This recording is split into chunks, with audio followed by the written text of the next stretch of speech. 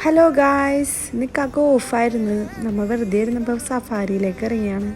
അവിടെ ചെന്നപ്പോൾ നല്ല ക്രൗഡ് ഉണ്ടായി. മണ്ണിട്ടാത്ത ആൾക്കാരുണ്ടായിരുന്നു.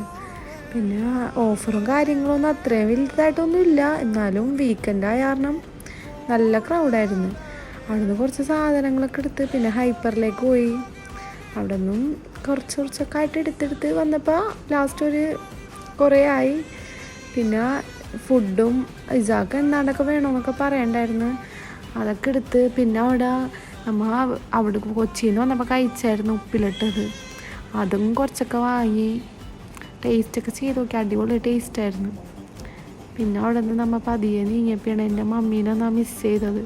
എൻ്റെ മമ്മീൻ്റെ കുറേ മണി പ്ലാന്റ് അവിടെ കണ്ട് എൻ്റെ ഉമ്മക്ക് ഇതിൻ്റെ പ്രാന്താണ്.